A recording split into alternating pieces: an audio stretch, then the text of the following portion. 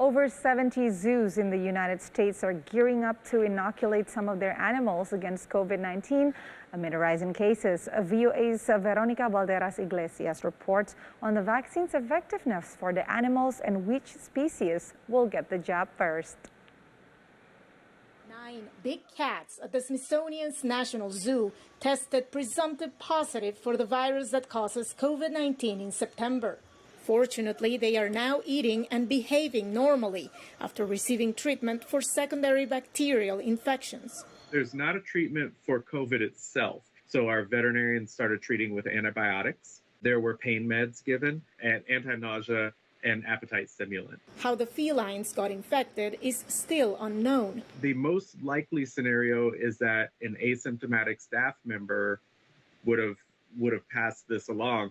It's an airborne virus, and so things do get out around your masks. Other species, such as primates, are testing positive for COVID-19 in zoos across the U.S. The Washington, D.C. and Baltimore zoos are among those gearing up to use an available experimental COVID vaccine to boost the immunity of their at-risk animals. Cheetah are one of the endangered species that will get vaccinated against COVID-19 before the end of the year at the Maryland Zoo.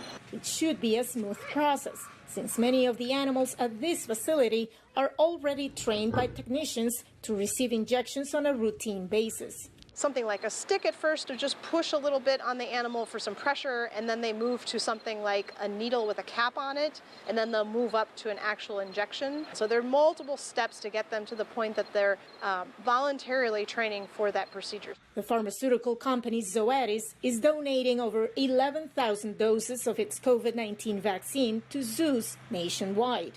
The company says the vaccine has proven to be safe in dogs, cats, and minks.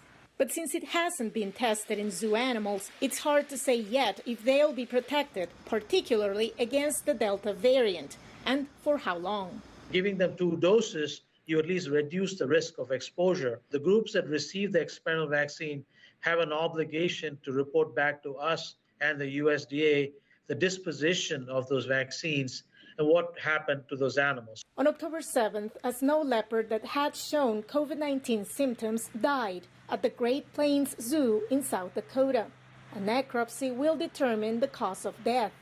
Given the large number of visitors at zoos nationwide, questions have been raised over whether COVID-19 infections among the animals could pose a public health risk. Probably not, because the population is small, so the infection will self-extinguish, meaning the animals will recover or they will die. At the end of the clinical trial, if there are infections in unvaccinated zoos and not in vaccinated zoos, we will have some evidence of the potency of the vaccine. Staffers at the Maryland Zoo are hopeful the vaccine will indeed provide an extra layer of protection against COVID-19, especially for several species which are already listed as endangered.